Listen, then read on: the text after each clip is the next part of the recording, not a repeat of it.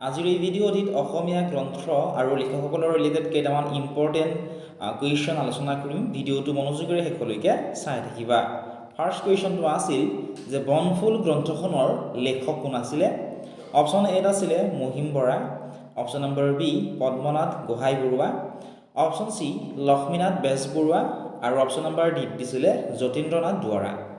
আমাক সুধিছে যে বনফুল নামৰ যিখন গ্ৰন্থ আছিল এই গ্ৰন্থখনৰ লেখকজনৰ নামটো। কাৰেক্ট আনসাৰ কোনটো হ'ব? অপশ্যনবোৰ চোৱা আৰু আমাক কমেণ্ট ছেকশ্যনত জনোৱা। বনফুল যিখন গ্ৰন্থ আছে এই গ্ৰন্থখনৰ লেখকজনৰ নাম হৈছে যতীন্দ্ৰনাথ দুৱৰা। ঠিক আছে। আৰু এই বনফুল যিখন গ্ৰন্থ এইখন আচলতে হৈছে এখন কবিতা পুথি। ঠিক আছে। আৰু অসমীয়া ভাষাত সাহিত্য একাডেমী লাভ কৰা এইখনেই হৈছে প্ৰথমখন গ্ৰন্থ। আৰু এই গ্ৰন্থখন প্ৰথমবাৰৰ বাবে প্ৰকাশ পাইছিলে 1952 চনত। ঠিক আছে। 1952ত এইখন প্ৰকাশ পাইছিলে আৰু ইয়াতে মুঠ 50টা কবিতা আছে। ইয়াত টোটেল 50টা কবিতা আছে। গতিকে বনফুল গ্ৰন্থখনৰ লেখক হৈছে যতীন্দ্ৰনাথ দুৱৰা। ঠিক আছে। অপশ্যন নম্বৰ ডিটো হ'ব কাৰেক্ট আনসাৰ। কুৱেশ্যন নম্বৰ 2 চোৱা। কুৱেশ্যনটো আছিল who among the following is the author of the book Assamese its formation and development. এইটো বহুত বেছি ইম্পৰ্টেণ্ট কুৱেশ্যন হয়। প্ৰায় কম্পিটিটিভ এক্সামত এই কুৱেশ্যনটো আহি থাকে। প্ৰিভিয়াছ ইয়েৰ কুৱেশ্যন পেপাৰত এই কুৱেশ্যনটো অহা দেখিবলৈ পোৱা গৈছিল। গতিকে আমাক সুধিছিল যে Assamese its formation and development এই গ্ৰন্থখন কোনে ৰচনা কৰিছিল? এই গ্ৰন্থখন ৰচনা কৰিছিলে, অপশ্যনবোৰ চোৱাচোন। এত দিছিলে doctor Banikanta Kakati, option B Krishnakanta Sandikai, option C doctor Maheswar Neog আৰু অপশ্যন নম্বৰ ডি দিছিলে আনন্দৰাম বৰুৱা। তোমালোকৰ যিসকলে ইয়াৰ আনসাৰটো জানা আমাক কমেণ্ট ছেকশ্যনত জনোৱাচোন যে Assamese its formation and development গ্ৰন্থখন কোনে লিখিছিল? এখন লিখিছিলে ডক্টৰ বাণীকান্ত কাকতিয়ে। অপশ্যন নম্বৰ এইটো হ'ব এই কুৱেশ্যনটিৰ কাৰেক্ট আনসাৰ। আৰু এইখন তেখেতৰ PhD ডিগ্ৰীৰ বাবে কলিকতা বিশ্ববিদ্যালয়ত দাখিল কৰা এখন গৱেষণামূলক গ্ৰন্থ আছিল যিখন 1935 চনত গৃহীত হৈছিলে। ঠিক আছে। তোমালোক ৰাখিবা, ই বহুত বেছি ইম্পৰ্টেণ্ট কুৱেশ্যন। এতিয়া নেক্সট চাবা তোমালোকে কুৱেশ্যন নম্বৰ 3। কুৱেশ্যনটো আছিল যে আন এজন গ্ৰন্থখনৰ লেখক কোন হয়? আন এজন গ্ৰন্থখনৰ লেখক কোন সুধিছে? অপশ্যন এ আছিলে Benudhar Sharma, option number B দিছিলে হৰে কৃষ্ণ ডেকা, অপশ্যন চি স্নেহদেৱী আৰু অপশ্যন নম্বৰ ডি দিছিলে তীৰ্থনাথ শৰ্মা। আন এজন গ্ৰন্থখনৰ লেখকজনৰ নাম সুধিছে। যিসকলে জানা আমাক কমেণ্ট ছেকশ্যনত জনোৱাচোন। ইয়াৰ কাৰেক্ট আনসাৰ কোনটো হ'ব? কাৰেক্ট আনসাৰটি হ'ব অপশ্যন নম্বৰ বিত থকাটো আন এজন গ্ৰন্থখনৰ লেখক আছিল হৰে কৃষ্ণ ডেকা। ঠিক আছে। আৰু এইখন 1986 চনত প্ৰকাশিত হৈছিল। 1986 চনত 1986ত প্ৰকাশিত হৈছিলে এইখন। এইটো মনত ৰাখিবা, বহুত বেছি ইম্পৰ্টেণ্ট হয়। কেতিয়াবা কুৱেশ্যনটো আমাক ওলোটাই দিব পাৰে পৰীক্ষাত। ঠিক আছে।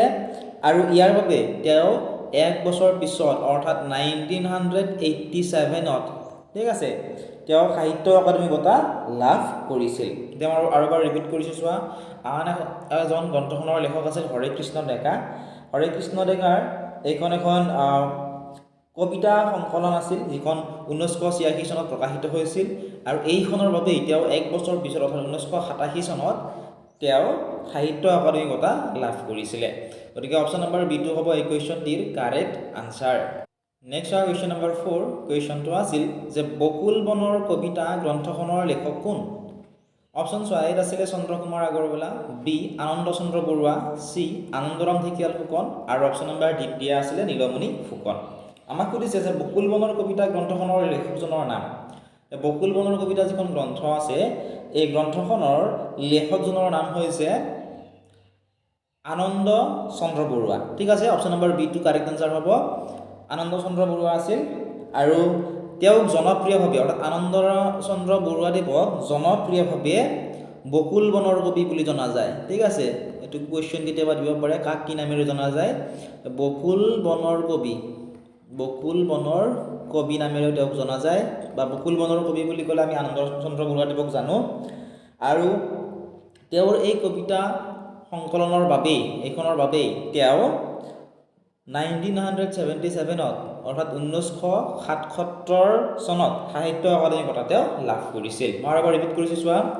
বকুল বনৰ কবিতা গ্ৰন্থখনৰ লেখকজনৰ নাম সুধিছে তো বকুল বনৰ কবিতা যিখন গ্ৰন্থ আছে এই গ্ৰন্থখনৰ লেখকজনৰ নাম হৈছে আনন্দ চন্দ্ৰ বৰুৱা তেওঁক বকুল বনৰ কবি নামেৰেও জনা যায় কিহৰ কাৰণে জনা যায় কাৰণ তেওঁ বকুল বনৰ কবিতা গ্ৰন্থখনৰ লেখক আছিল সেইকাৰণে তেওঁক বকুল বনৰ কবি নামেৰে জনা যায় গতিকে অপচন নম্বৰ বি টো হ'ব কাৰেক্ট আনসাৰ নেক্সট চাওঁ আমি কুৱেশ্যন নম্বৰ 5 কুৱেশ্যনটো আছিল যে শৈশৰ পথাৰ মানুহ এই গ্ৰন্থখনৰ লেখক কোন আছিলে সুধিছে অপচন এ আছিলে Hemchandra Goswami option number B Hiren Bhattacharya option C Homen Borgohain আৰু অপচন নম্বৰ ডি দিছিলে হীৰেন গোহাঁই আমাক সুধিছিল যে শৈশৰ পথাৰ মানুহ গ্ৰন্থখনৰ লেখকজনৰ নাম ঠিক আছে তোমালোকে কমেন্ট সেকশনত কমেন্ট কৰি জনোৱা ইয়াৰ আনসাৰটো ঠিক আছে ইয়াৰ আনসাৰটো মই তোমালোকক কৈ নিদিও যদি নোৱাৰা কমেন্ট সেকশন চেক কৰিবা আৰু যদিহে জানা কমেন্ট সেকশনত আমাক আনসাৰটো কৈ দিবা ঠিক আছে আৰু যদি এই ভিডিওটো চাই ভাল পাইছা তোমালোকে ভিডিওটো লাইক কৰি দিয়া আৰু কোনটো টপিকৰ ওপৰত ভিডিও লাগে কমেন্ট সেকশনত কমেন্ট কৰি আমাক জনোৱা নেক্সট আমি সেইটো টপিকৰ ওপৰত ভিডিও দিবলৈ চেষ্টা কৰিম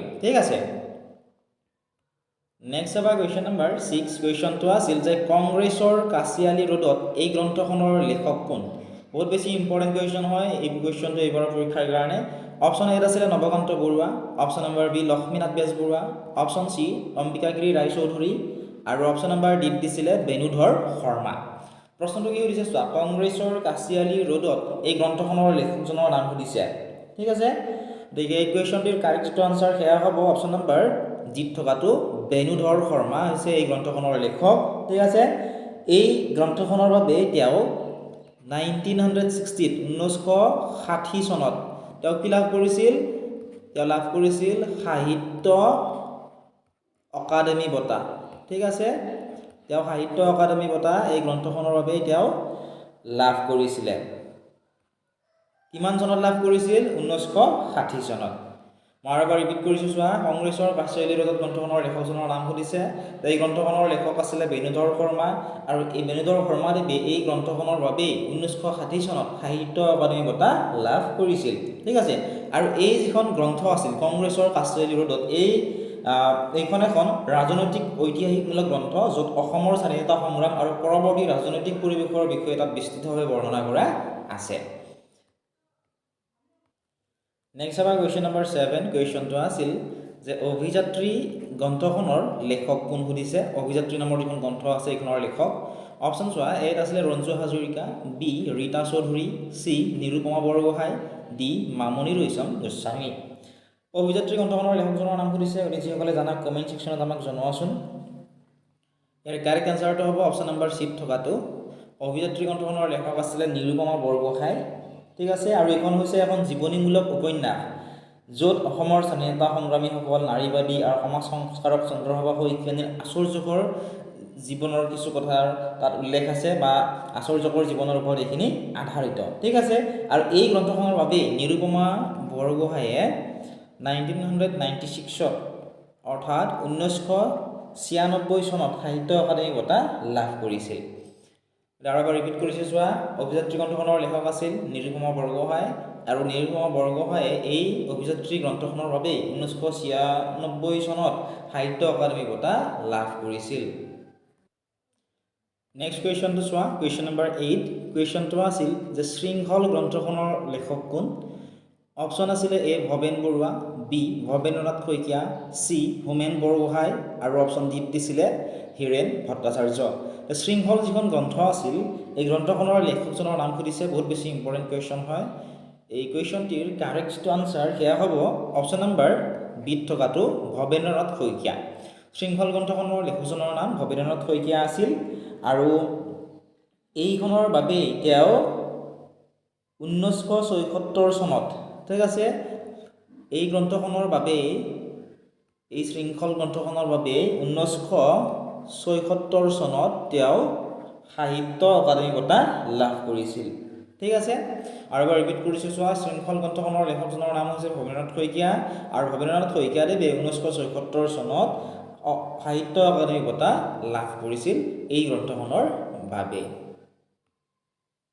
নেক্সট তোমালোকে চাবা কুৱেশ্যন নম্বৰ 9 কুৱেশ্যনটো আছিল যে বেদনাৰ উল্কা গ্ৰন্থখনৰ লেখকজনৰ নাম কি অপচন চোৱা এ সৈয়দ আব্দুল মালিক বি নিৰ্মল প্ৰভা বৰদলৈ সি অম্বিকাগিৰি ৰায়চৌধুৰী আৰু অপচন ডি দিছিলে বীৰেন বৰকটকী বেদনাৰ উল্কা গ্ৰন্থখনৰ লেখকজনৰ নাম সুধিছে ইম্পৰ্টেণ্ট কুৱেশ্যন হয়, যদিহে জানা কমেণ্ট ছেকশ্যনত জনাবাচোন এই গ্ৰন্থখনৰ লেখকজনৰ নাম কি হয়।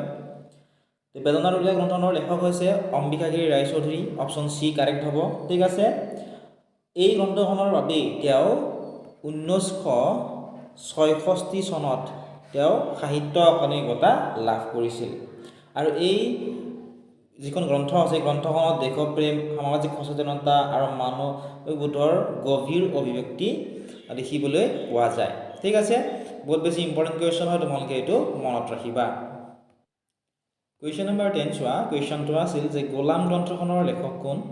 অপশ্যন এত আছিলে সৌৰভ কুমাৰ চলিহা, অপশ্যন বি বিৰিঞ্চি কুমাৰ বৰুৱা, অপশ্যন চি বীৰেন্দ্ৰ কুমাৰ ভট্টাচাৰ্য আৰু অপশ্যন নম্বৰ ডি দিছিলে সৈয়দ আব্দুল মালিক। গোলাম গ্ৰন্থখনৰ লেখকজনৰ নাম সুধিছে। গোলাম যিখন গ্ৰন্থ আছিল এই গ্ৰন্থখনৰ লেখকজনৰ নাম হ'ব option A correct answer Saurabh Kumar Chaliha. ঠিক আছে, সৌৰভ কুমাৰ চলিহা আৰু এই গ্ৰন্থখনৰ বাবে তেওঁ 1976 চনত সন্মানীয় সাহিত্য অকাডেমি বঁটা লাভ কৰিছিল। আৰু এই গ্ৰন্থখন পোনপ্ৰথমে প্ৰকাশ পাইছিল, এইখন প্ৰকাশ পাইছিলে 1974 1976 চনত এইখন প্ৰকাশ পাইছিল আৰু ইয়াৰ বাবে তেওঁ সাহিত্য অকাডেমি বঁটাও লাভ কৰিছিলে। কুৱেশ্যন নম্বৰ 11 চোৱা। নন্দনতত্ত্ব প্ৰাচ্য আৰু পাশ্চাত্য গ্ৰন্থখনৰ লেখক কোন? অপশ্যন এত আছিলে Trailokyanath Goswami, option B Munin Borkotoki, option C Banikanta Kakati আৰু অপশ্যন নম্বৰ ডি দিছিলে চন্দ্ৰকুমাৰ আগৰৱালা। গতিকে প্ৰাচ্য আৰু পাশ্চাত্য এই গ্ৰন্থখনৰ লেখক কোন সুধিছে, ইম্পৰ্টেণ্ট কুৱেশ্যন। কুৱেশ্যনটিৰ কাৰেক্ট আনচাৰটি হ'ব অপশ্যন এত থকাটো নন্দনতত্ত্ব প্ৰাচ্য আৰু পাশ্চাত্য গ্ৰন্থখনৰ লেখক ত্ৰৈলোক্যনাথ গোস্বামী আছিল। ঠিক আছে, গতিকে অপশ্যন নম্বৰ এটো হ'ব এই প্ৰশ্নটোৰ কাৰেক্ট আনচাৰ। নেক্সট সকলোতকৈ ইম্পৰ্টেণ্ট কুৱেশ্যন, এই কুৱেশ্যনটো প্ৰিভিয়াছ ইয়েৰ কুৱেশ্যন পেপাৰত আহিছিলে। দেওলাংখাই বা দেওলাংখুই গ্ৰন্থখনৰ লেখক কোন? অপশ্যন চোৱা। এ আছিলে ৰীতা চৌধুৰী, বি পূৰবী বৰমুদৈ, চি হীৰেণ ভট্টাচাৰ্য আৰু অপশ্যন নম্বৰ ডি দিছিলে ৰঞ্জু হাজৰিকা।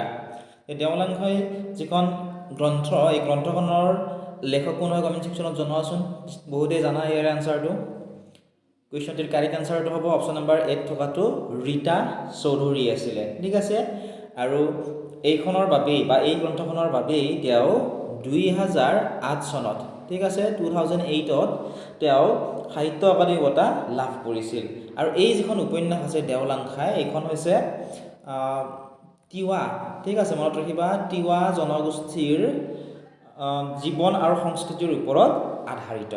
আৰু এবাৰ ৰিপিট কৰিছোঁ চোৱা, ইম্পৰ্টেণ্ট কুৱেশ্যন তোমালোকে নোট কৰি ল'বা যে দেওলাংখাই গ্ৰন্থখনৰ লেখক কোন সুধিছে। দেওলাংখাই গ্ৰন্থখনৰ লেখক হৈছে ৰীতা চৌধুৰী আৰু এই গ্ৰন্থখনৰ বাবে তেওঁ 2008 চনত সাহিত্য অকাডেমি বঁটা লাভ কৰিছিল। আৰু এইখনৰ বাবেই এইখনত তেওঁ তিৱা জনগোষ্ঠীৰ জীৱন আৰু সংস্কৃতিৰ ওপৰত আধাৰিত আছিল। ঠিক আছে, আশা কৰিছোঁ তোমালোকে ধুনীয়াকৈ বুজি পালা। নেক্সট কুৱেশ্যন চোৱা, কুৱেশ্যন নম্বৰ 13। কুৱেশ্যনটো আছিল যে আশীৰ্বাদৰ ৰং গ্ৰন্থখনৰ লেখক কোন? অপশ্যন এত দিছিলে Dimbeswar Bora, option B Mahim Bora, option C Apurba Sharma আৰু অপশ্যন নম্বৰ ডি দিছিলে অৰুণ শৰ্মা। আশীৰ্বাদৰ ৰং গ্ৰন্থখনৰ লেখকজনৰ নাম সুধিছে, যদি জানা কমেণ্ট কৰা আনচাৰটো, এইটো পষ্ট কৰি লোৱা আৰু কমেণ্ট ছেকশ্যনত জনোৱা। এই কাৰেক্ট আনচাৰটি হ'ব অপশ্যন নম্বৰ ডি টকাটো আশীৰ্বাদৰ ৰং গ্ৰন্থখনৰ লেখকজনৰ নাম হৈছে অৰুণ শৰ্মা।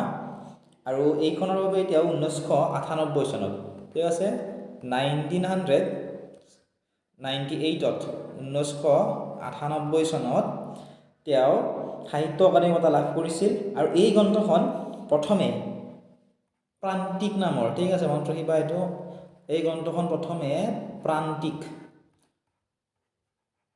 প্ৰান্তিক নামৰ পষেকীয়া আলোচনীত ধাৰাবাহিকভাৱে প্ৰকাশ পাইছিলে। মই এবাৰ ৰিপিট কৰিছোঁ চাবা, আশীৰ্বাদৰ ৰং গ্ৰন্থখনৰ লেখকজনৰ নাম সুধিছে। আশীৰ্বাদৰ ৰং গ্ৰন্থখনৰ লেখকজনৰ নাম হৈছে অৰুণ শৰ্মা। আৰু অৰুণ শৰ্মাদেৱে এই গ্ৰন্থখনৰ বাবেই 1998 চনত সাহিত্য অকাডেমি বঁটা লাভ কৰিছিল।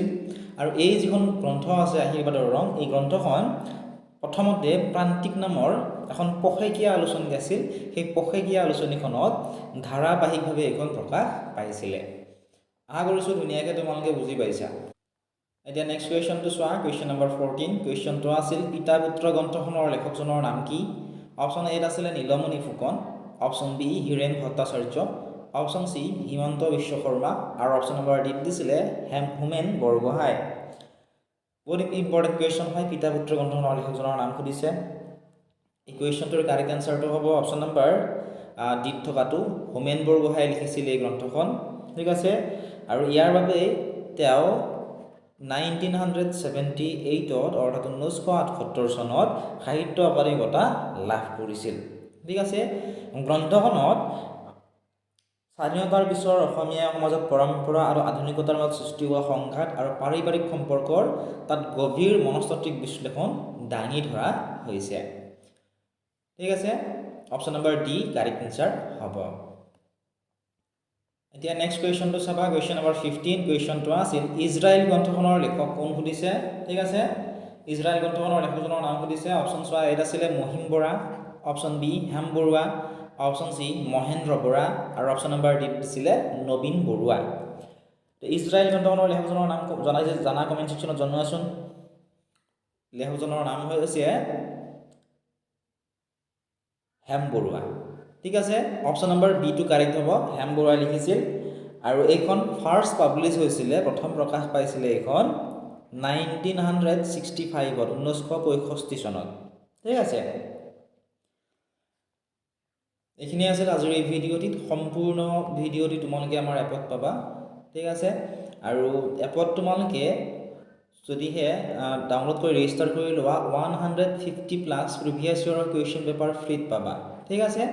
আৰু যদি পেইড ক্লাছত জইন কৰিব বিচৰা তাত তোমালোকে 25,000+ MCQ পাবা, তাৰপিছত 1,000+ PDF পাবা, ডেইলি ইম্পৰ্টেণ্ট নোটছ পাবা, মেথছ, ৰিজনিং, ঠিক আছে, কাৰেণ্ট এফেয়াৰ্ছ গোটেইখিনি তাত তোমালোকে পাই যাবা, ঠিক আছে। আৰু গোটেইখিনি তাত তোমালোকে 299ত পাবা। লগতে তোমালোকে সম্পূৰ্ণ ভিডিঅ'সমূহটো তাত পাবাই, ঠিক আছে। ইয়াৰ লগত তোমালোকে এইখিনিও পাই যাবা। আশা কৰিছোঁ তোমালোকে ভিডিঅ'সমূহ চাই ভাল পাইছা। যদি ভাল পাইছা তোমাৰ বন্ধু বান্ধৱীসকলৰ লগতো ভিডিঅ'টো শ্বেয়াৰ কৰি দিবলৈ নাপাহৰিবা।